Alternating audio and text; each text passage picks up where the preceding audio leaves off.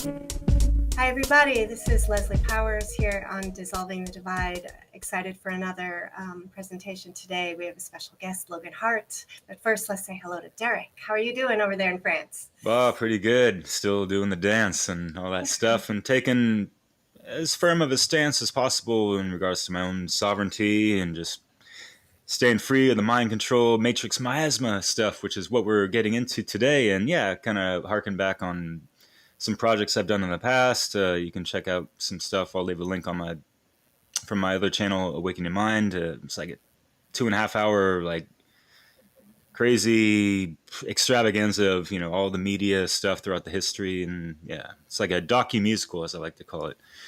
And yeah, Logan, we have you on, brother man, because you got quite a lot of stuff in hand and what you've done over the years and stuff, and within this past Gregorian year, whatever. Stemming back from our last conversation, man, you did a really monumental what do you call it, presentation that was on the Trivium that we're all a part of. That wonderful conference that Leslie co-hosted with Chris and Will Keller and them cats. And yeah, you had to extend it out like a couple more hours long because it's like that much in depth, and that's how deep you want to dive, brother man. And so yeah, how you doing, Yeah. brother? Yeah. Yeah. Thanks for having me. I'm always happy to be a part of this awesome project. And mind control is a vast topic. Even my 4-hour presentation really just kind of touched on all the key points a little bit, enough to get the idea across, but you could just spend years and lifetimes delving into it deeply. So, we'll try to do it justice in the scope of this segment here, but again, just enough to maybe get people to have a taste and further that journey on their own. But it really is such a vital topic for every individual to understand, because if you're on a battlefield and you don't know it, you're the most exposed and vulnerable in that position, right? It doesn't matter if you're a peaceful person. If you're in the battle zone, like, you're in danger, and you need to understand what's going on around you. And like it or not, this is a spiritual war, and when someone declares war on you, it kind of takes the choice away from being in some way engaged in that. So you have to at least have some defenses in place to shield yourself from attacks. So knowledge is the best defense, especially when it comes to mind control, because it relies on unconscious programming, ignorance, trauma. That really is the lifeblood of how that system works. So I'd love to get into whatever you guys want to focus on, and happy to talk about it. Yeah, great.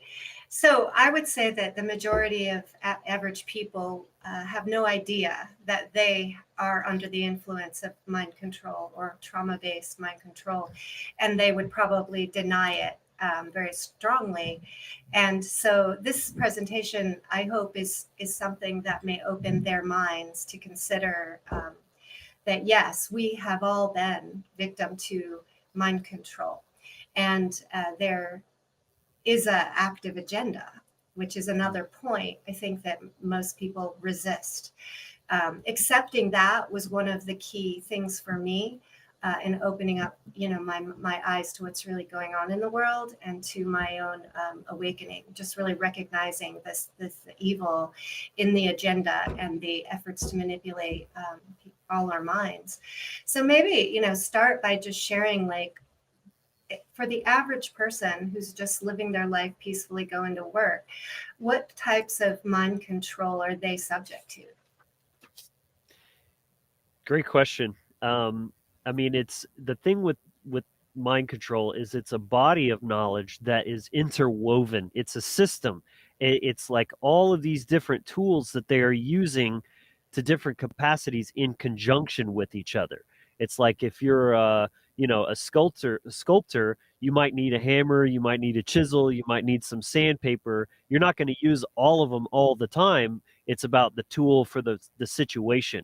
And so that's why I tried to lay it all out in my presentation, so that you understand the entire toolkit that's being used and how it actually works on the nuts and bolts kind of level. So to the average person, I would start by saying, if you think that you're not subject to mind control, that is the mind control, or that's the first layer of it, is because mind control isn't something overt. It's not always just the loudspeaker on every corner saying like, you love the republic, we are here for your best interest, and all, like the propaganda stuff. It's not always that obvious. And just very much like an addict, admitting the problem is the first step. If you're in denial, then you're actually the most vulnerable to it, because it's operating in the unconscious and subconscious layer, which is exactly where mind control lives and operates. So that's the first thing, is what it actually looks like versus the Hollywood version that we're kind of shown, and we think of it's like some, like the television is sending this signal, dee, dee, dee, dee, and all of a sudden you're like, kill the prime minister, like in Zoolander, if you know that example. It's what it really is it's a slow erosion of your sense of self, your identity, through microaggressions and abuse that are inherent to the system. That's like the best sort of definition that I can give of how it actually works, is that it's this subtle thing that's so like subtle and insidious that you don't notice that it's happening, kind of like gaslighting in a way. Um, but understanding that the whole system is anti-sovereignty, and it is built to subjugate you, to abuse you, and to erode your sense of self, your boundaries, and your mental health, essentially, which creates a state of demoralization and confusion that's caused by this cumulative trauma that's building up from every angle. So it's so like all over the place and constant that it's hard to like pinpoint where exactly it's coming from. Most people, I think, would at least acknowledge something's off in the world. So things aren't really as good as they should be, right? It's, in fact, it's pretty messed up. But few people have been able to pinpoint, where is the real problem, or what's the root of the problem. It's easy to identify symptoms, like people like, oh, well, I don't like war, I don't like police brutality, I don't like, the radicalization of culture that I see happening, things like this. But these are all just symptoms of the problem. Why are people turning to such harmful behaviors and emotional instability and all of this kind of thing, is because it's coming back to that cumulative effect of different dissociative disorders, psychosis, and this is just building up, and then it manifests in different ways. And sure. That's kind of a good starting point, I think. I know I said a lot there, but real quick, it reminds me of that quote that there could be thousands or millions of people hacking at the branches of what they think is evil, or actually things that are evil. But how many people are actually striking at the root of those things, the exactly. real causal factors, right? So, that's what we'd like to kind of address. And we've been peppered with all these things, manipulative throughout our lives, really subliminally, overtly, occultly, or whatever, right? And it's really in such a subtle way that it's kind of, or it could be so passive that we kind of go about it nonchalantly or don't make a big deal about it. But the accumulation of it all throughout how many days and years and all that time elapsed, and if we're not really deciphering through all that and really holding it down for our true authentic selves, and like being more immune towards all these suggestions through the media, or even faulty education systems, and the list goes on with that, right? So yeah. Leslie, you were going to say, or you want to add to that, Logan? Be right back. I was wondering, what would you say to people who just say all of it is just random? That there's really not a directed effort, right? That this is just what is the result of human frailty. And To be fair, that's a hard question, because I think it's not one you can answer unless you have your full consciousness online. If you're just looking for definitive proof, it's some kind of, I don't know, document, or what would you even, what would even constitute something like that? This is such a big picture thing. The left brain alone is not going to answer that question. And this is, again, part of the mind control. Is it pushes people into an imbalance of one side of intelligence or brain activity or functionality, or the other. And you need both online and both hemispheres communicating with each other, to activate and unlock full, true higher intelligence. And so you have to be able to see the forest and the trees. And what we're talking about here is a very, very macro, big picture thing. So it's very hard to quantify and put into these very nice, neat little packages in some way that, like, here's the proof of this is happening. You just have to really open your eyes to the bigger picture and look at those patterns and say, how could this all be random? How could it be that there's, first of all, looking at back in history, and there's a really great book, if anyone's interested, called Dark Persuasion. I forget the author's name, but it goes into some pretty good detail about the historical precedences and development of mind control.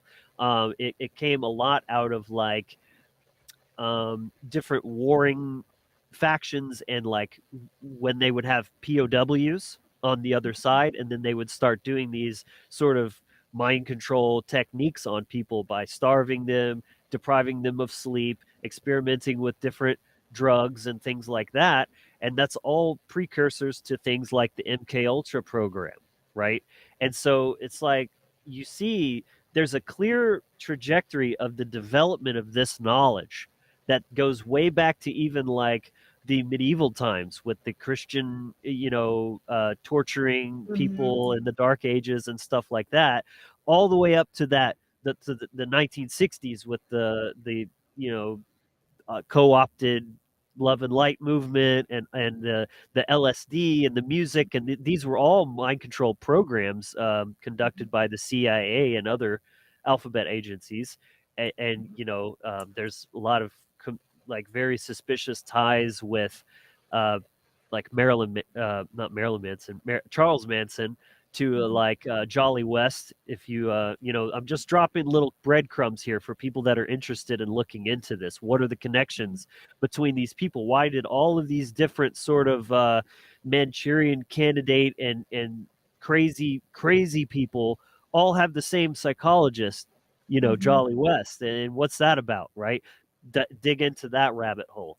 To me, those are the kind of little things that point towards that bigger picture. It's really not possible to say, here's the definitive proof. It's just, you've got to look at things rationally and say, kind of Occam's razor, like what makes more sense. To me, it would be a more of a stretch to believe that this was all just random, and this is just people like being crazy or something. Like, no, it seems way too calculated and directed in some kind of way. For me, that makes a lot more sense. Right. So there's evidence that the technology exists, and that there's been research to learn how the mind works, and how it can be manipulated to get people to do what others want them to do. I mean, even if you look at the military as a simple example. Oh yeah, absolutely. Right. That's a great one. And what's been classified still or declassified since then? And this is out for the public to see. We're not like postulizing, right? So, but yeah, Logan. Yeah, I was personally in the U.S. Air Force, so I went through the basic training program, and that's literally what that is trauma-based mind control. They tear you down, they yell at you. You're in this highly stressful environment where it feels like chaos at all times. You never know. So they might wake you up in the middle of the night and make you do a drill, or you're making your beds, or like marching out in the cold, or like just all kinds of crazy stuff. They strip you of your identity, put you in a uniform, shave your head, and then they rebuild you and reprogram you with their design. That's exactly how it works. But instead of like something, to be fair, I consented to that, like I willingly went into that. It's not as obvious with the larger system at play. It's, but you're being attacked more subversively from every angle, whether it's through what I call the big three are government, religion, and culture. Those are the main ones that distort your personality or your self identity and erode your sovereignty.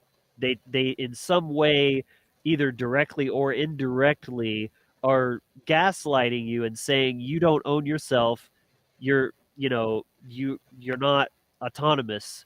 You're either too wicked, right? Religion is like you're too wicked to be free. You need a savior. Government is kind of the same thing. Is like, oh, people are too evil and crazy to be free. We need a violent control structure in place to keep, because freedom is just too dangerous. What is that telling you? Subconsciously programming you like people shouldn't be free. It's too dangerous, right? Mm-hmm. And then culture uses more of a it's less like overt violence because government is like do what we say or we'll throw you in a cage and steal your money and this and that. Religion is like follow these rules or you'll burn in hell forever, or at least your soul will. It's like more of like spiritual coercion. Or be And excluded, right, out of a group. yes, well, and to be fair, culture is interwoven into all of that. Mm-hmm. But culture is more kind of exploiting the tribalistic and collectivist mindset of humans, the fear of ostracization, the fear of being like kicked out of the tribe, and then that's basically a death sentence back in our primitive history. So it's kind of exploiting those vestigial psychological aspects that are still there, even though they're kind of outdated in the modern society, but they're being exploited in these ways, and people are not really aware of that. Yes, and as people are kept very pressured through the need to survive, work, make money, pay your bills, get your kids places, and watch the Super Bowl or whatever's going on right now.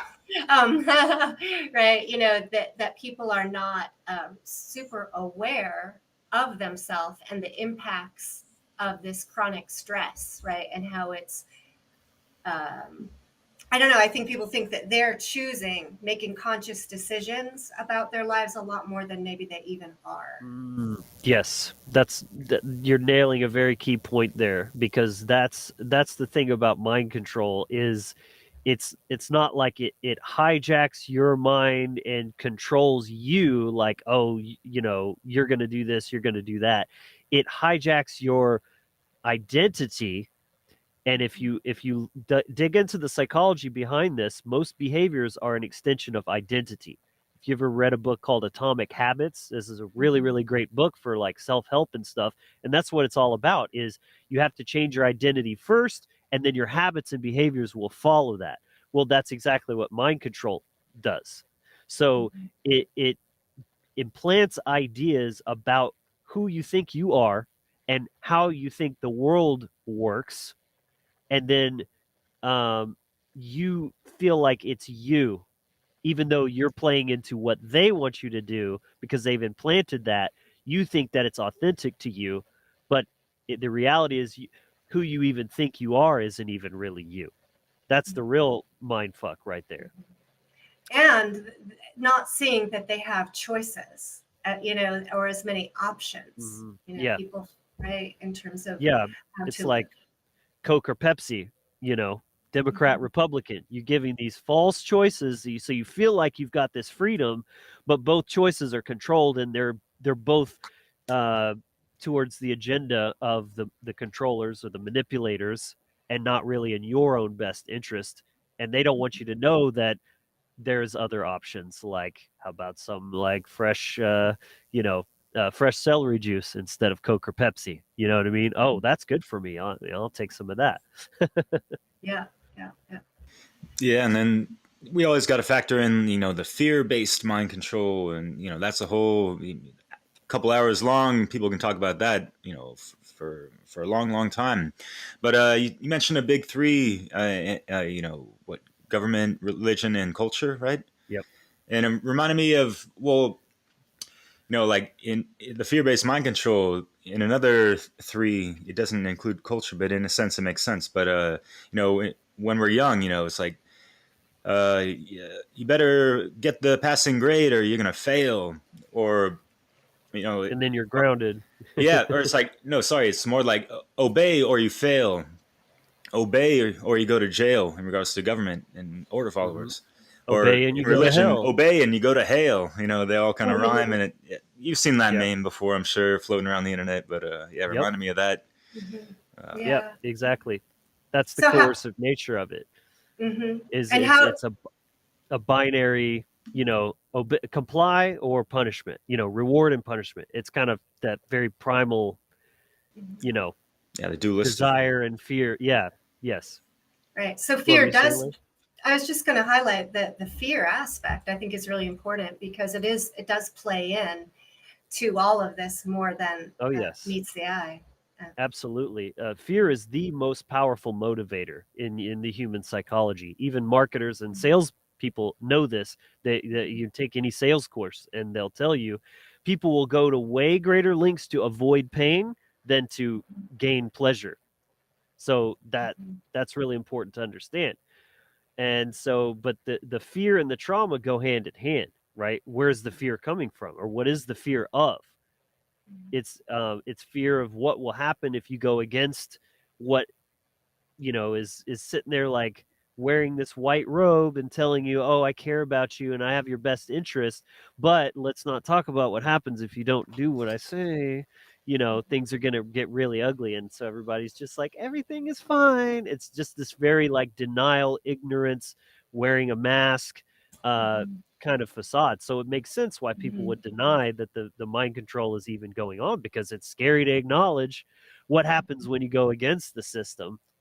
And but then it goes so much deeper than that with the actual technical components of this dynamic, because the fear and the trauma actually conditions the mind to be in a state that's much more programmable, just like a TV puts you in these certain like different brainwave states, and then you're more susceptible to suggestion.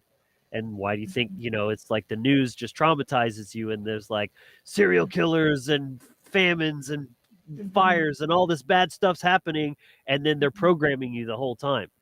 Those things go hand in hand. So this is extremely important to understand that dynamic. The trauma has to be there, because that's what degrades your sovereignty, your boundaries, your sense of self gets all distorted and out of whack, and creates a state of confusion.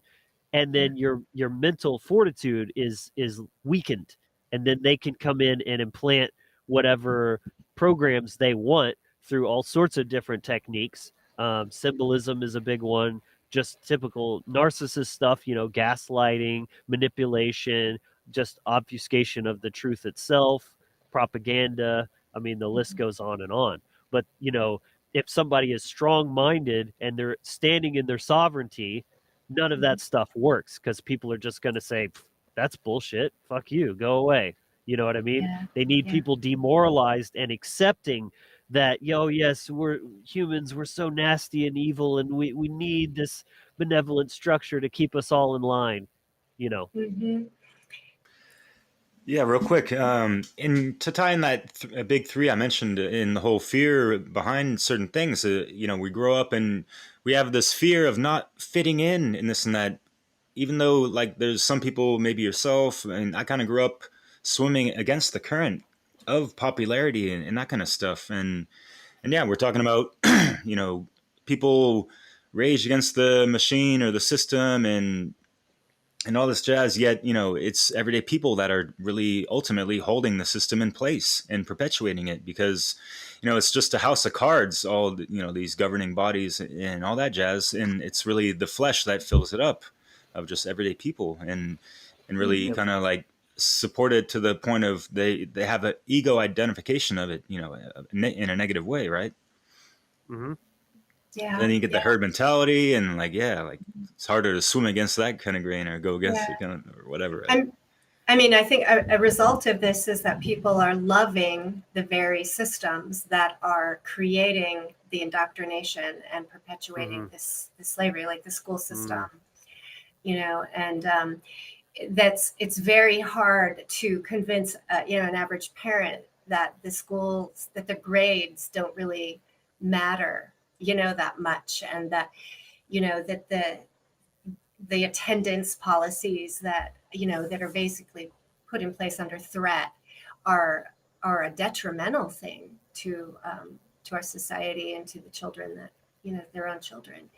Hmm. So there's so many.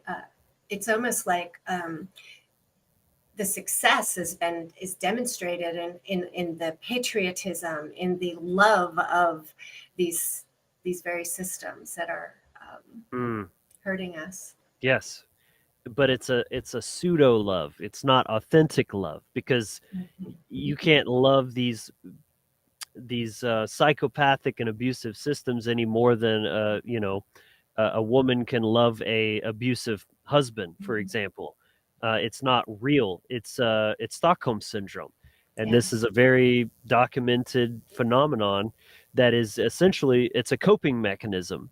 It's easier for the mind to convince itself that, oh well, if resistance and being nasty gets me more abused, then if I go all the way the opposite direction to not just even neutrality, but, oh, I love you so much, you're so great, it's like to try to minimize the abuse and convince themselves and the abuser that this is an authentic loving relationship and everything is fine. Then it's hopefully mitigating some of the abuse and damage being done. Yeah. So another name for syndrome would be a trauma bond. And so Yes. it really is the result of some degree of coercion and threat, and then when people are in a fight or flight or in under duress or stress and trauma, the nervous system it has a result, and it can be that people fight or flee, but in many Mhm. situations you can't do either. Fawn. And so fawning, and Yes. or kissing ass in a sense, and trying to please, and is a way of keeping safe. And Hmm. that's really what's happening in so many of these situations. Right. It makes a lot of sense. If Mhm. escape is not an option because you're boxed in, and fighting gets you even more, you know, messed up, then fawning is kind of the obvious choice, even though of course it's none of it's really ideal because it's a Mhm. dysfunctional relationship. But I love that you mentioned the trauma bond thing, because that's exactly what I wanted to mention here. Even within the realm of Stockholm syndrome, it's like it's not authentic love any more than say an addict loves their junk. Mhm. They think they love it, and it looks like love in some kind of way, but it's messed up, and it's not actually serving them. It's in fact it's destroying them.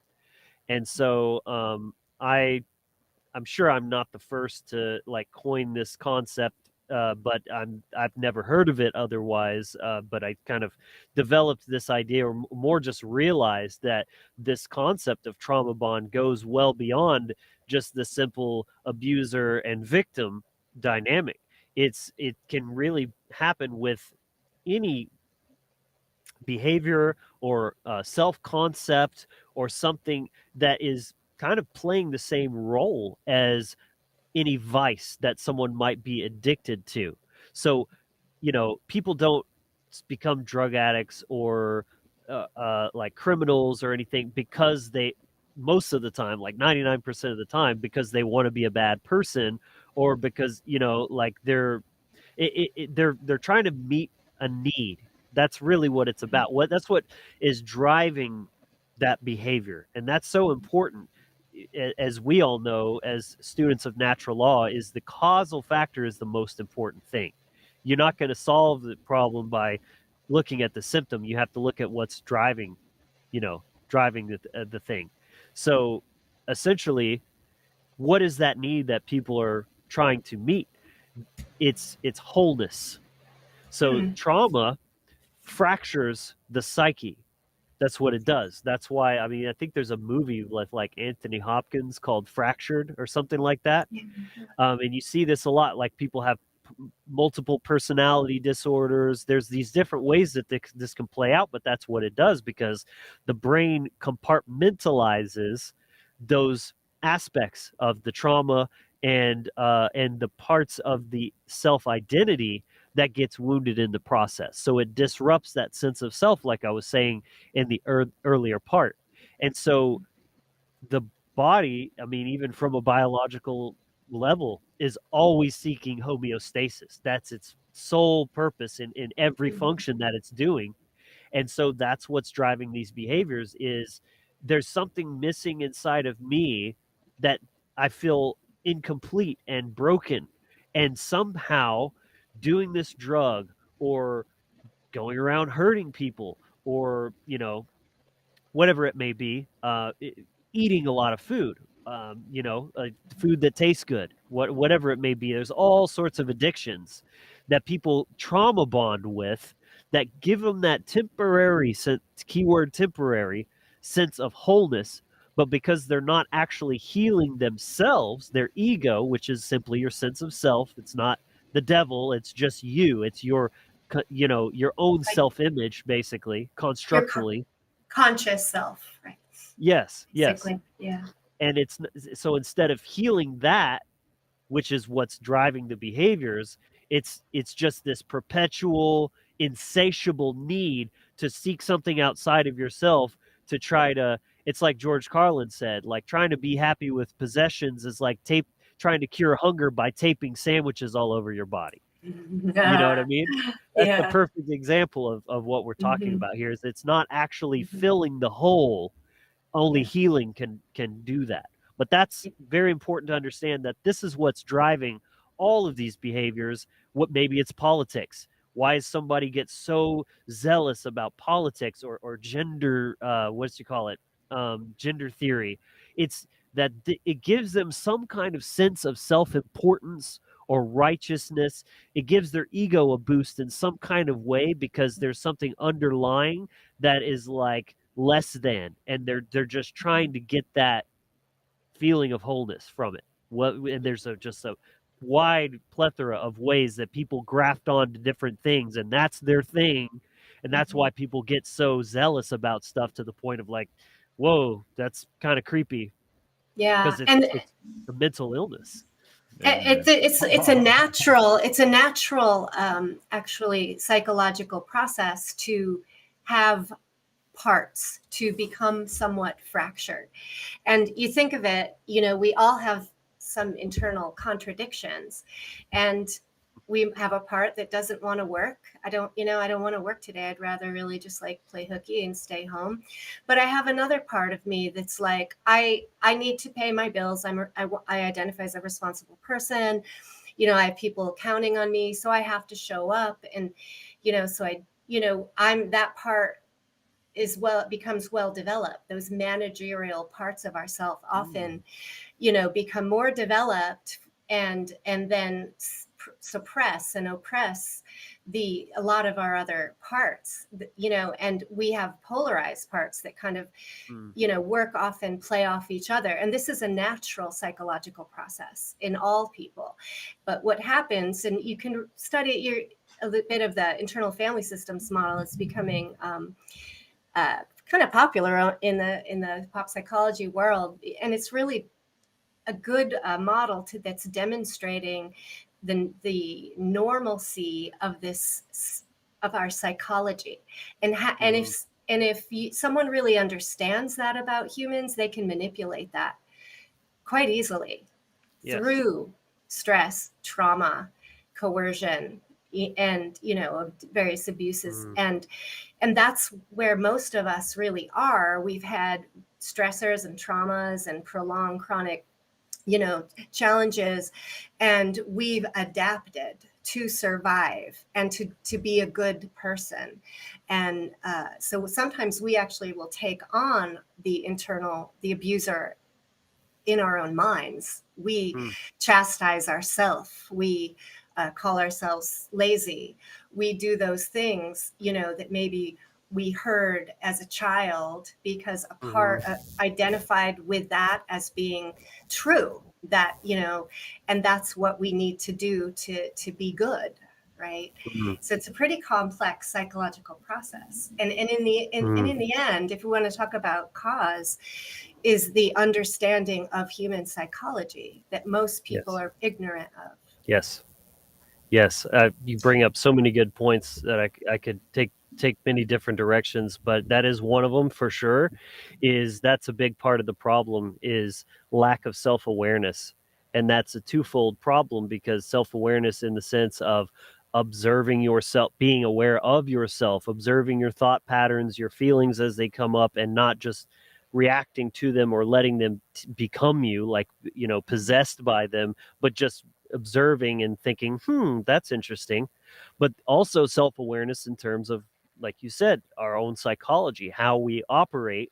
And when you have this huge disparity between our ignorance of how we operate and psychology, and the total mastery that the social engineers have, who are controlling and manipulating society, then I mean, it's going to do an absolute number on people at large.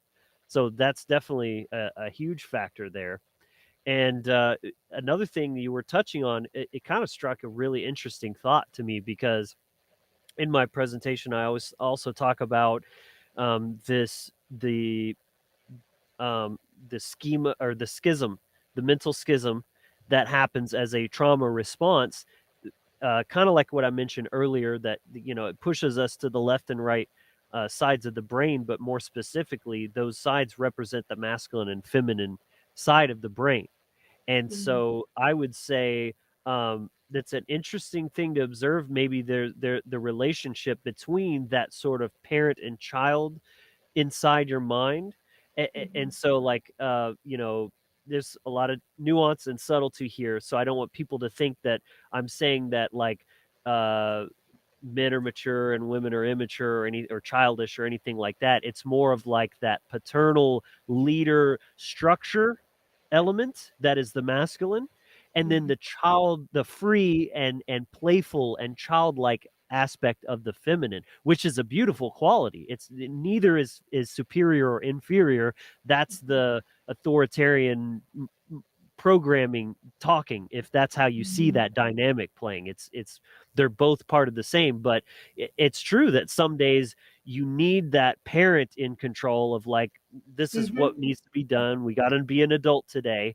But too much of that, it becomes an imbalance, and then you need to let the childish side, or not childish, but childlike, free, playful, perhaps we could say the feminine side, come out and play, and just do something that makes you happy, or do some rest and digest, and just kind of like self-care. And you need both of those in a healthy balance and a dynamic.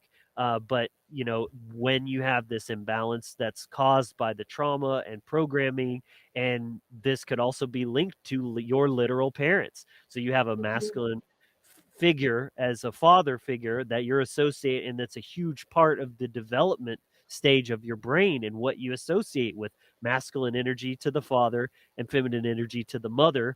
And so if you see your father may have been a tyrant, and didn't care, and was just very, like, ruler, like authoritarian, and then the mother was like a pushover doormat type of thing, like, this is going to create some very dysfunctional and unhealthy patterns in your own psychology, and how those things are playing out with those the ghosts of your parents are still kind of like talking in your head as you go throughout your day.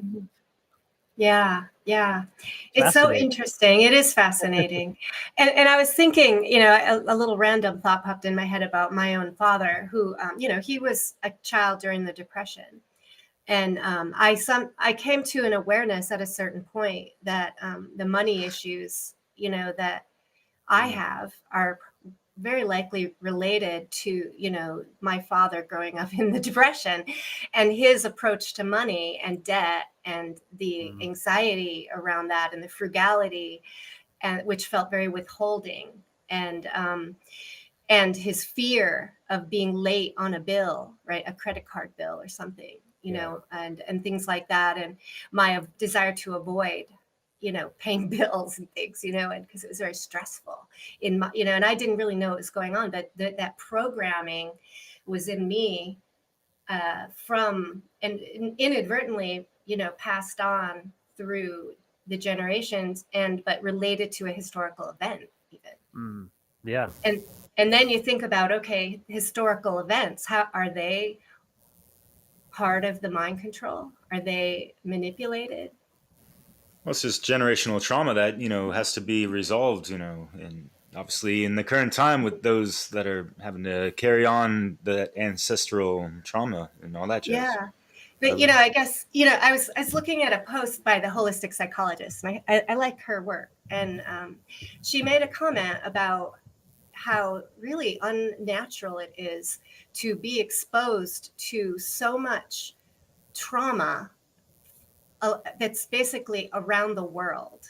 Like our ancestors were in small communities or tribes where we were exposed to the events and happenings in a smaller circle, and that now everywhere we turn, we're getting not just our small community, but the violence and the Global. trauma and the visuals, like horrible visuals and everything globally. And our nervous systems aren't prepared for that, was the point she made. Wow. And that there are many people who are very like almost addicted to the news and are watching the news and reading the news like every day, hours. And I see and talk to these people, and they're traumatized by what's going around the world. And Yet have a they're very hard addicted time. to Have a very that hard speed. time withdrawing, and her point, the holistic psychologist, I forget her name, but Nicole, she DePerla or something, but anyway, she was saying we really need to be conscious that we withdraw and balance that exposure, and be very aware of the effects on our own nervous system, on our bodies, minds, and spirit. Yeah. I love that perspective. I hadn't really thought about that before, that we're sort of like exposed to a global volume of trauma that normally it was like, oh, so-and-so, like stole from so-and-so, and then they're dealing with it, and it's very, it's almost like Mayberry-ish, you know what I mean? In comparison, because that's what it was like. Oh, the town drunk is up to no good, and they put him in the little drunk tank, and then all is good in the world. But this is a whole other level. But I think that's a good segue into media, because I think that was kind of something y'all had mentioned you wanted to focus on a little bit in this discussion. Sure. Because it's like, I mean, that's a great depiction right there, is like, how much are you exposed to in your own daily life compared to what you are exposed to through the media, just in general. And that goes both ways too, because there is the trauma, which is definitely the lifeblood of the control system, and that is the main thing. But that has to be in moderation. And so what is another behavior that kind of drives is, okay, I've binged on this fear porn enough. Now I need to unplug and drown everything else. So now I need a good distraction.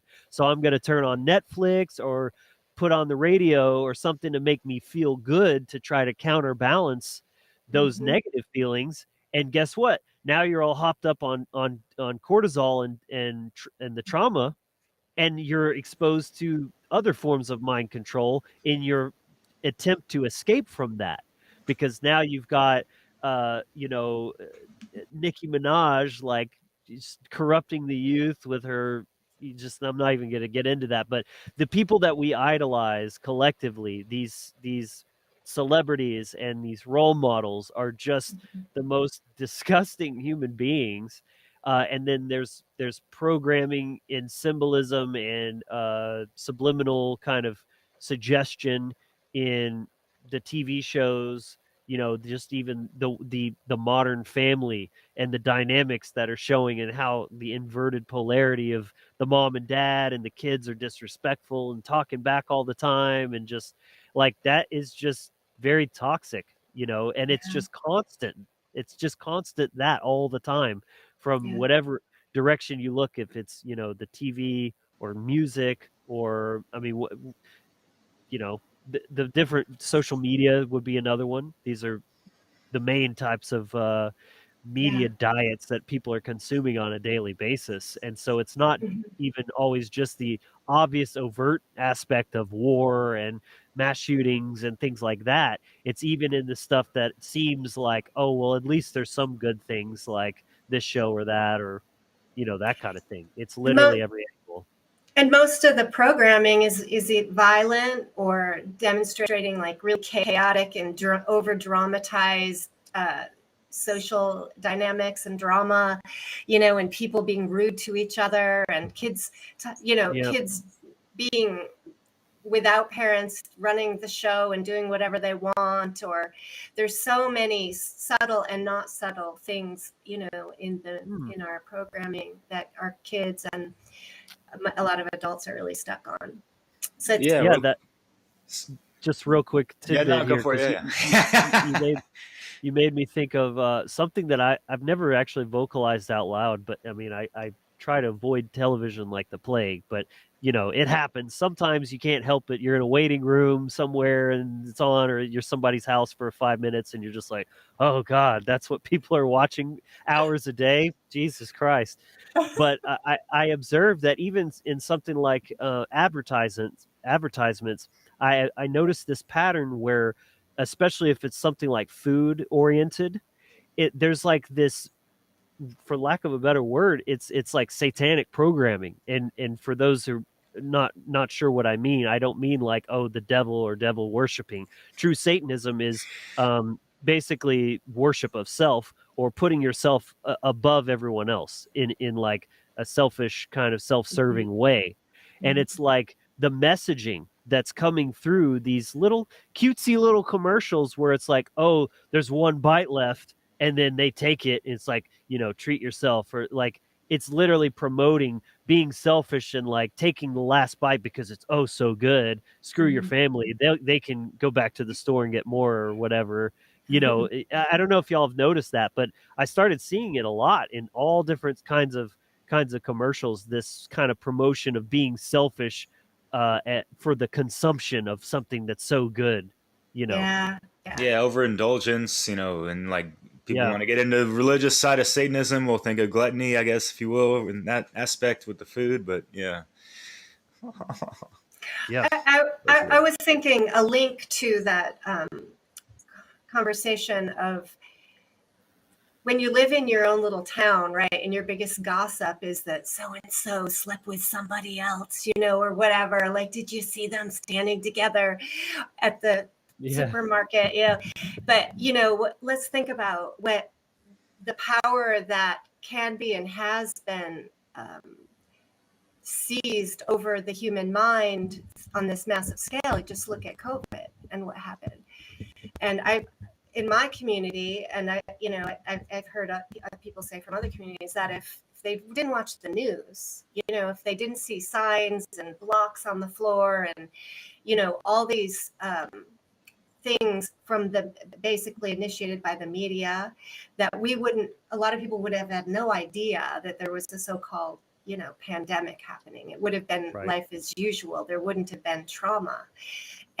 But what made it so traumatic was the intensity of all of the media. I mean, you couldn't go anywhere without like on repeat. You couldn't go to Home Depot. You couldn't go to any store without like repeated announcements about social distancing or mask wearing or, you know, telling you what to do.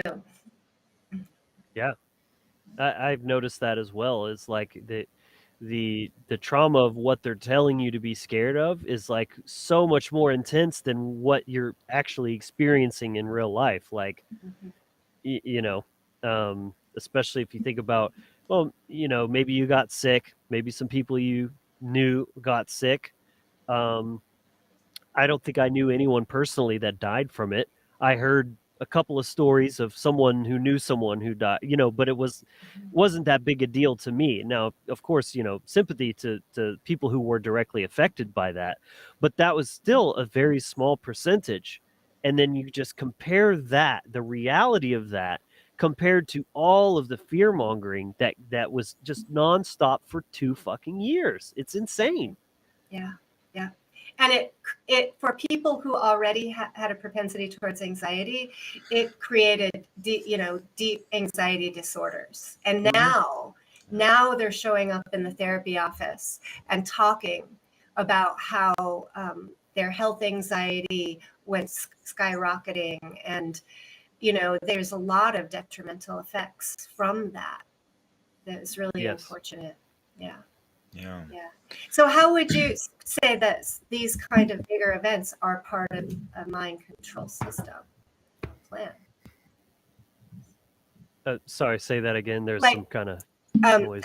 I would think that we all agree that a well orchestrated plan, to lock, like they call it, Project Lockstep or something, right? Where all around the world, the politicians were voicing the same things and creating lockdowns, and so there seemed to be a very orchestrated plan that was beyond average. And I would say that is a demonstration. If people wanted to look at what are some evidence for mind control, intentional, that's one place to look. Project Mockingbird, the Project Lockstep. There's these, and are there documentations? I know you did a lot of research for your presentation, and so could you share a little bit about what you found in terms of the documentation around projects like that? Yeah, I mean, as far as something like MK Ultra, there's some they declassified some stuff, but to me, it's more smoke and mirrors, in my opinion, because it's kind of like when you read about it, it sounds kind of innocuous. It's like, oh well, it was a few people that were doing experiments with mostly like electroshock therapy and drugs, barbiturates and psychedelics and things like that to induce different types of. It just sounded very innocuous, and to me, it came across like, oh well, what they're giving you is just the tip of the iceberg. What actually happened was so much more than that, and so much deeper and like comprehensive and expansive than that. But then they'll just give you these little breadcrumbs and declassify it to kind of satiate that, well, oh well, they declassified it and that's all it was, so surely there's nothing more to it than that. That was kind of the vibe that I got from it, is like this is ostensibly what these projects were about, but I think that was really just the very like tip of the iceberg with that. Right. Interesting. I learned an interesting little tidbit the other day around the DSM manual, Diagnostic and Statistical Manual, or actually I should probably know what it's actually supposed to be. This diagnostic criteria from the DSM-5, which is what mental health professionals use to identify diagnoses that will generally, the main reason that we really need to do that is so insurance companies will pay for our treatment, right? And so we have to justify our treatment. But that the origin of this was from the study of soldiers after coming back from battle. Exactly. And, yeah. So that was a big thing. A lot of Chinese and Russian activity like I said, the POWs stuff they were doing, like all of the fear of the spread of communism and all of that stuff that was happening back in World War II. There was the what was it? The oh my gosh, the something trials. Oh, Tuskegee or something? No, it wasn't.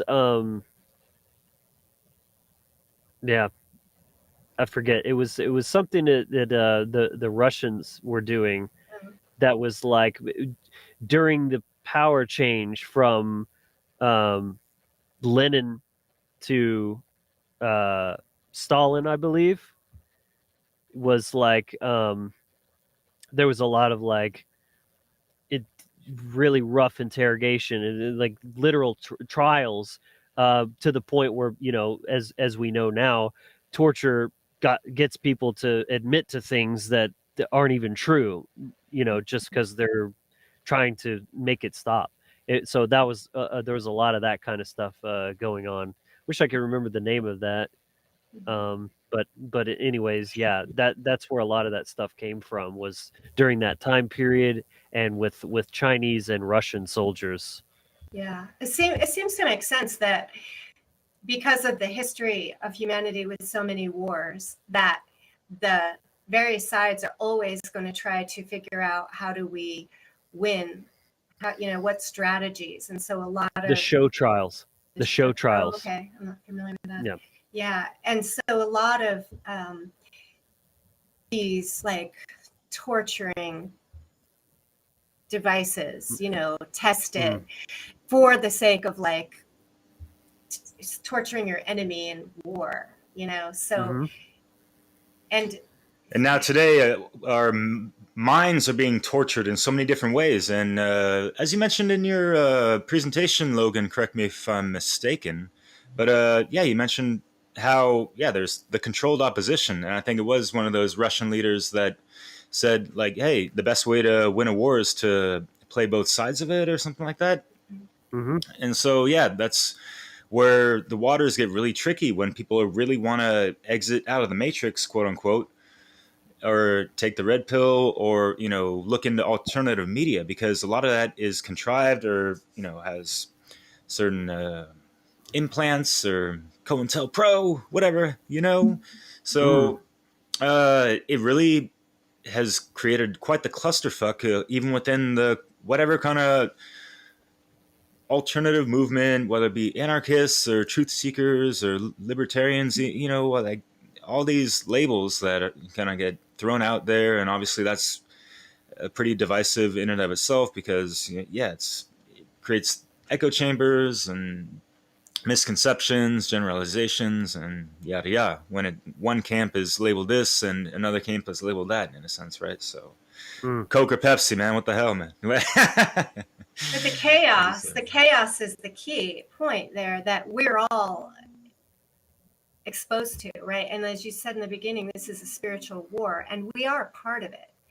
It's not like, you know, that there's these other, you know, people just, you know, fighting each other, but we're now pulled into this whole thing and manipulated into picking sides and having all of this chaos magic or sorcery going on. You know, it feels like, to confuse and befuddle us and to not know kind of what's true, and then, or to feel like that we have to pick a side, and people get very emotionally involved. So would you say this is part of the mind control as well? 100%. Yeah. It's more exploitation of that innate need or tendency of humans to collectivize and to kind of throw themselves into a cause or a movement, and that's not to say all causes or movements are inherently faulty. It's just you need to be very careful what you're associating yourself with, who you're following and who you're listening to, that sort of thing. Because yes, whatever stage you're at, you can guarantee, and I don't mean this to be like discouraging or like doomsday-ish, but you got to know your enemy, you got to know the battlefield, you got to know what's going on.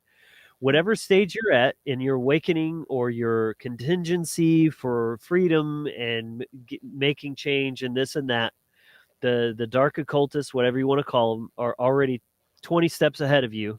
They've already been there, done that, and set up booby traps all along the way.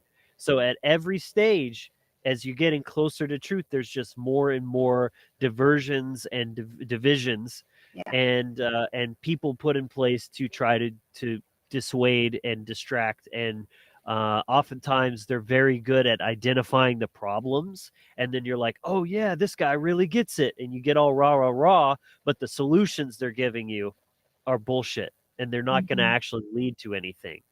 And it's very tricky to determine any kind of like definitively who's controlled opposition, who isn't. There's a lot of this going around in the truther communities, and it's exhausting. Yeah, everybody, like anybody that I don't like is a shill. It's just this total lack of discernment of just paranoia and this and that, and who really knows? But you just need to be careful and very particular with who you're following. Really, what you should be doing is leading yourself and not getting, because the individual is the ultimate, rock solid. It's the smallest division or like Denominator. denomination of sovereignty. And an individual is a lot harder to control than a group. Yeah, I like that statement. You start collectivizing. That the individual is the smallest denomination of. Wait, how did you say that? The individual of sovereignty. The individual is the smallest denomination of sovereignty, and so it's at the individual level that we actually create power for the sovereignty of all. Right.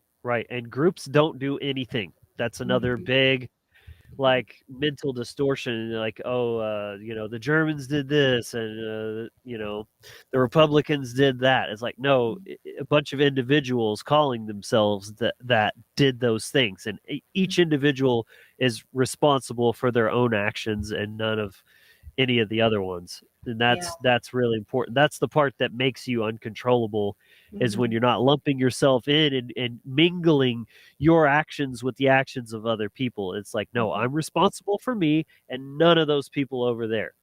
That's very important. Yeah. I think this is a good time to really talk about what are the advice or the best direction for people to manage or not be so impacted by these mind control techniques. Yes. Well, that is the ultimate question. What to do about it, right? Solutions. That's why my platform is very oriented towards that. So a great place to start is watch my presentation.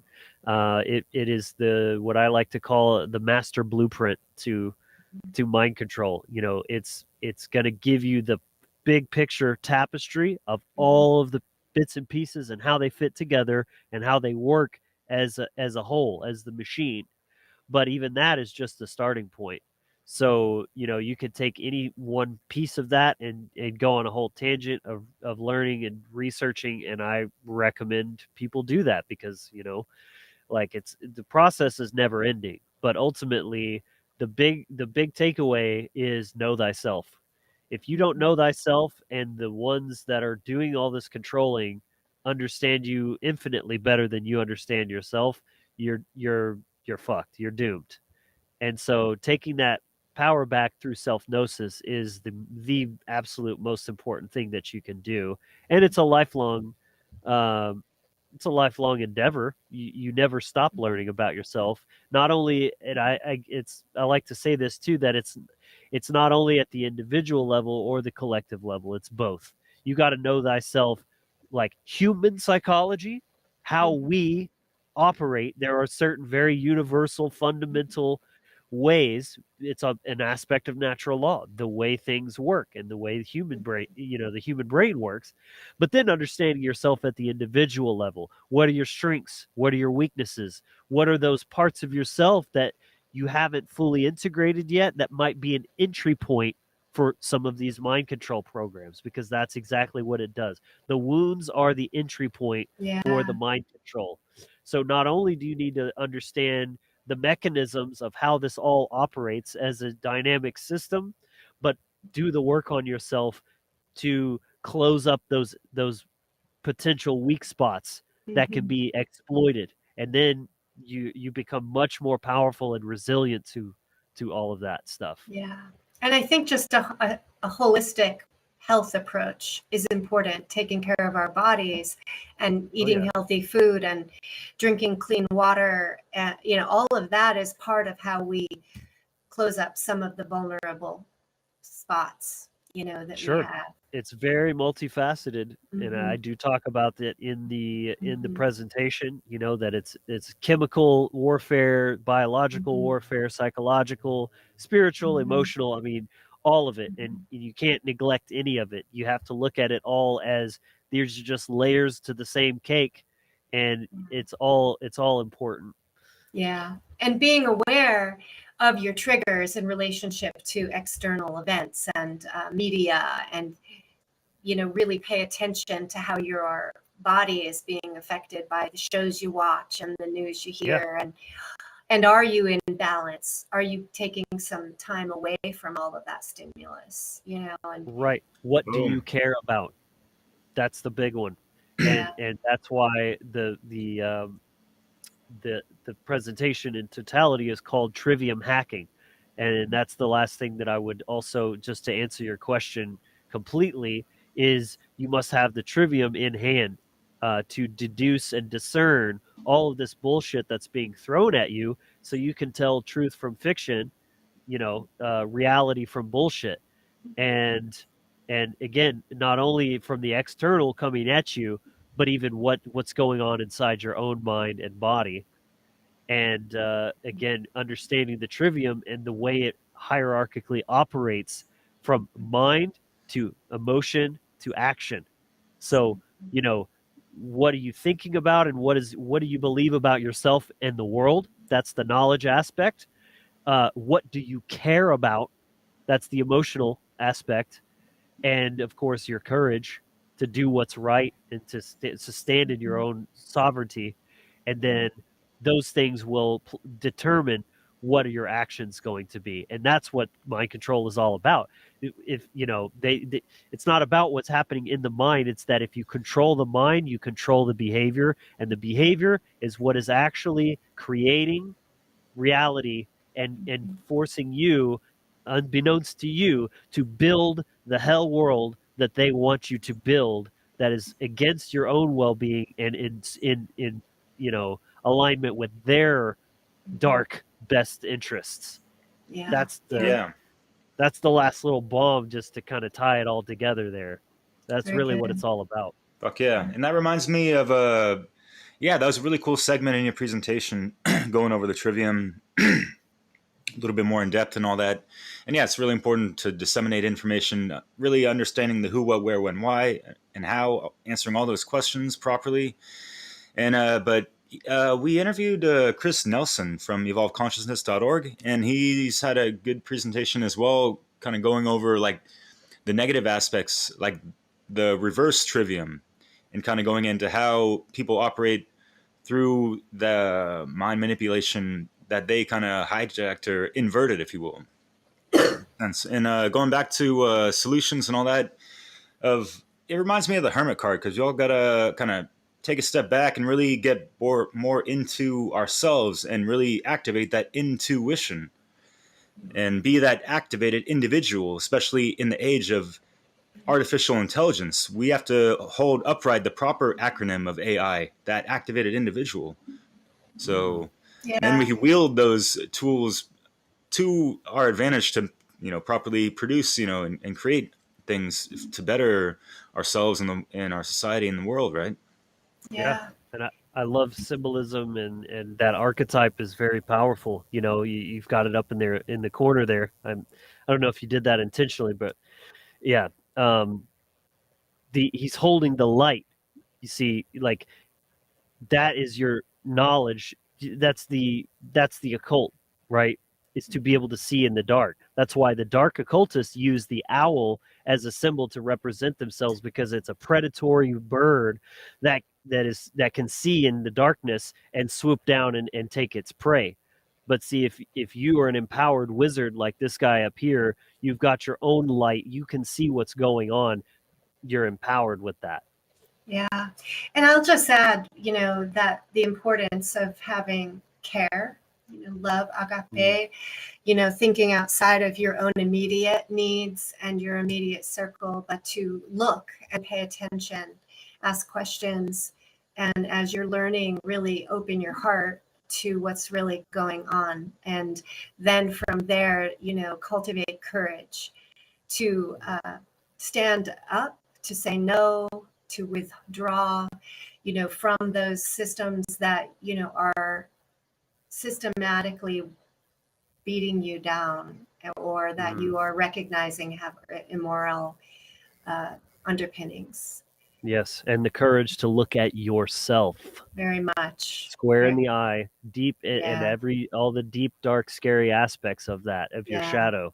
Yeah. That's the worst thing that people are avoiding. Yeah. The last episode, Derek interviewed Scott Gordon. I wasn't able to make it. I was sick, but Scott talks about the importance of looking at evil, both, the transgressions against you and the importance of processing those in the detailed ways of understanding and releasing them, but also looking at your own transgressions against others and how hard it is to do that, but also very essential to the freedom that we need in order to break free from these control structures. Yeah. Powerful. So this has been really wonderful. I'm so glad that you're able to join us today, Logan. I just on an aside, you really came through for us in a way. We had a cancellation and I contacted you at the last minute and you're like right here showing up and you're amazing. And I so appreciate your work and your very balanced way of looking at things and your discernment, your articulation. You're very active on social media. You're very engaged in your with your following, with people who are following your work, and very real. And so I want you to take some time to just like plug your stuff and share more about where people can find your work. Sure. Yeah, thank you so much for having me. This was a really fun conversation, one of my favorite topics. And to date, I would say that my Trivium Hacking, presentation is the most prolific and important work that I've done yet, which challenge accepted, that I'll try to top that at some point. But, it was a big undertaking, spent 6 months on it, and I really tried to make it as best as I could. And I feel very happy with that. So, I mean, especially in context of this conversation, I would suggest people do check that out. And you can find that at my YouTube channel, which I'd love to have you come subscribe at The Wizard Factory on YouTube. You can also go to thewizardfactory.com/presentations. All my presentations are there. You can actually download the slides from that as well, from a Drive folder. And just explore what's there on YouTube. Make sure you leave likes and leave some comments, and let's have a conversation about it. I do, like you said, care about not just putting my ideas out there, but I want to have conversations. I want to build relationships with people. I think that's really important. And check out thewizardfactory.com, and you can check out the initiation package right there at the top of the homepage. Is a free mini course and plugs you into more of the community with the group and that kind of stuff too. So right. And as far as social media, it's Facebook that you're the most active on? Yeah, my personal Facebook. So just Logan Hart on Facebook. I'm trying to build the other Wizard Factory social media, but it's a slower grind, because when you're not paying for ads, your just organic reach is really down on these major platforms like Meta and stuff, unfortunately. But if you check out the link tree, which I can share down below for everyone to make things easy. Everything's connected. Like I made a Linktree web that connects to everything, so you can find all my personal links as well as Wizard Factory, everything, and everything else. So just name a couple other of your major interests and topics that you talk about on your platform. Sure. It's primarily focused on just all around empowerment. So, having your mindset correct, standing in your sovereignty, and then how that's applied is how things kind of show up in different interesting ways. So spiritually, I talk a lot about paganism and animism, which is to me, the true natural spirituality without dogma and all of the toxic things that get baked into religion as well. Anarchism, true political freedom and sovereignty, or I should say apolitical, because it's not, your freedom or rights don't come from government. That's a fallacy. And then just, all around empowerment. So I touch on health. I touch on, I've got a breath work meditation. It's a very eclectic platform, but it's all with that common theme of just healing and empowerment and just freeing yourself from all the bullshit from every angle, really. Yeah.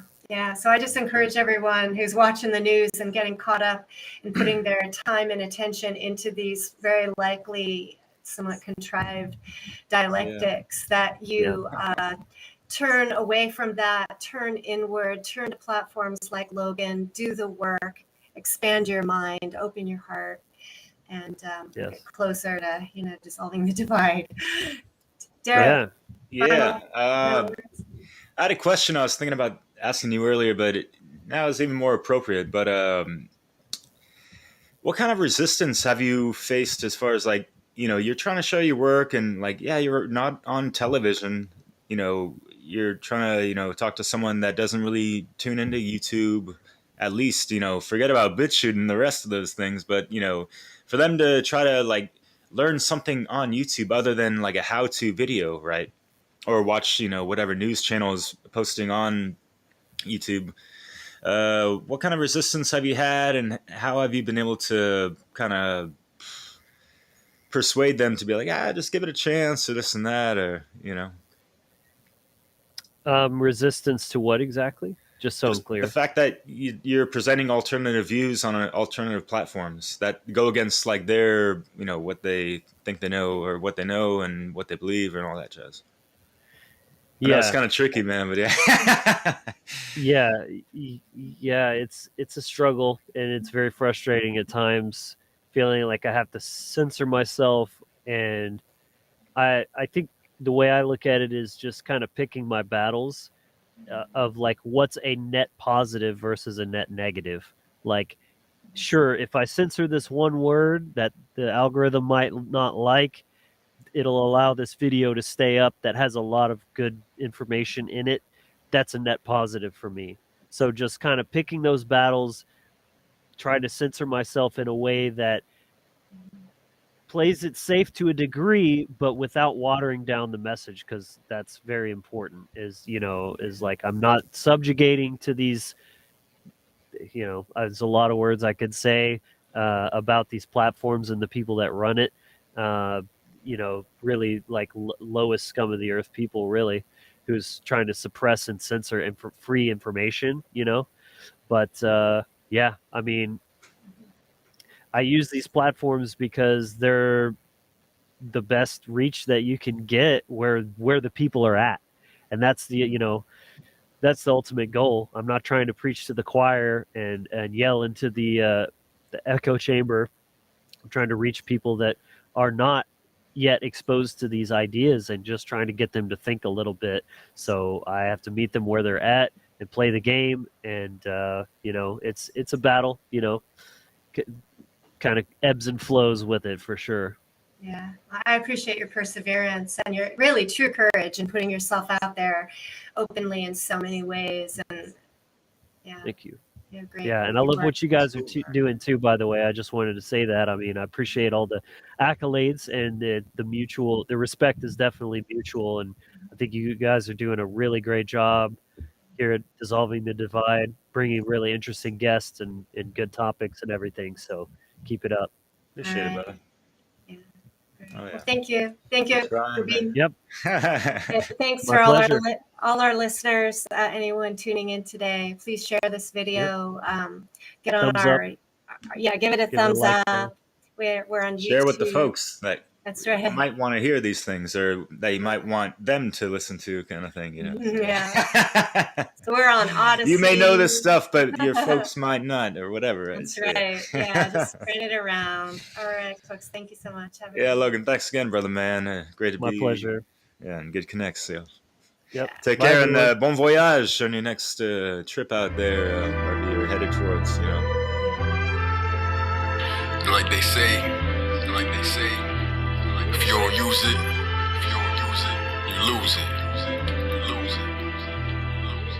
I'm up late zoning, studying that next level. Beyond the norm and the regular, I can never settle. Transform the energy, we can change things. Engage peace, see the future like a daydream. Activated DNA, made of photons. Metamorphosis, dolphin to a Dogon. Ascend molecules, moving at light speed. New body, fresh mind, sowing the right seeds. We bout to upgrade consciousness, purify thoughts, my aura displays progress.